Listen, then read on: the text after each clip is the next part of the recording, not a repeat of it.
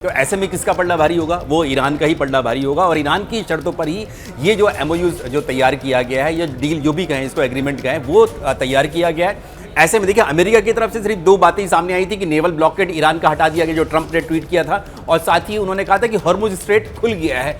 तो Hormuz strait खुल गया है तो लेकिन ईरान तो कह रहा है कि उनका अधिकार है। तो ऐसे में जितनी भी शर्तें हमें दिखाई दे रही हैं वो ईरान के पलड़े में है। ईरान ही अपनी बात मनवा रहा है और उसने साफ कह दिया है कि आपको जो हमारी संपत्ति फ्रीज है $24 बिलियन, वो तो आपको रिलीज करनी होगी। इसके अलावा जितना नुकसान हुआ इस 40 दिन की जंग में या फिर अभी 2 दिन का जो भी हुआ था, इन सब की भरपाई भी आपको करनी होगी। और उसी के लिए उन्होंने ये इतनी बड़ी रकम की मांग की है, जिसको ऐसा लगता नहीं कि अमेरिका कभी इसके लिए तैयार होगा और ये एक बड़ा पेच फंस सकता है। ईरान में जरूर ईरान के ही जो लोग हैं वो अपनी ही जो सिविल गवर्नमेंट है उनके खिलाफ हो गई है और उनका कहना है कि हम जब जीत गए थे, हमें कोई क्यों करने की जरूरत नहीं थी। हॉर्मुज स्ट्रेट हमारे पास था, एनरिच मटेरियल हमारे पास था, तो आपको तो एग्रीमेंट करने की जरूरत ही नहीं थी।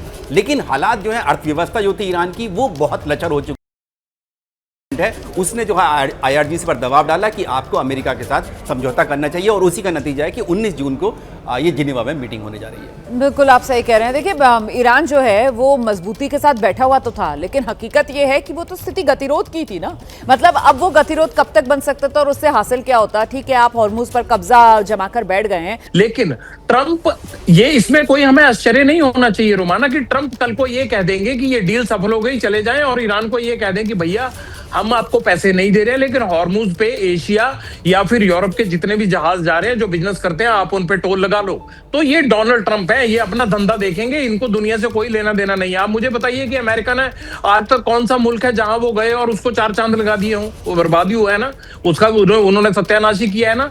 लेकिन फर्क सिर्फ इतना है कि आज तक जहां जहां इन्होंने सत्यानाश किया वहां ये काबिज रहे हैं, लेकिन ईरान में ये स्थिति नहीं है। ईरान में अमेरिका काबिज नहीं हो पाया, एंटर नहीं हो पाया, ग्राउंड में अपनी स्थिति मजबूती से दायर नहीं कर पाया है। लेकिन इजराइल के साथ उनका विरोधाभास भी शुरू हो गया है। और जिस तरह से ईरान युद्ध में आकर अमेरिका ने गलती की है, वो वहां का बच्चा रियलाइज करवा रहा है कि डोनाल्ड ट्रंप जैसा सन की फितूरी आदमी ये कर सकता था और नेतन्याहू ने इससे करवा दिया। अब हॉर्मुज में टोल लेना है नहीं लेना है, डोनाल्ड ट्रंप के लिए एक चुटकी भरा काम है। कहेंगे कि भैया हमने हटा दिया, ईरान कोई टोल नहीं लेगा, ओमान कोई व्यवस्था लागू नहीं करेगा, और उनको कहकर चले जाएंगे कि भैया 1 महीने के बाद आप क्या पानी है, आपका तेल है, जो करना है करो। तो इस तरह की व्यवस्था करके डोनाल्ड ट्रंप निकल जाएंगे। ये बिजनेसमैन आदमी है। ऐसे ही होने जा रहा है नीरज।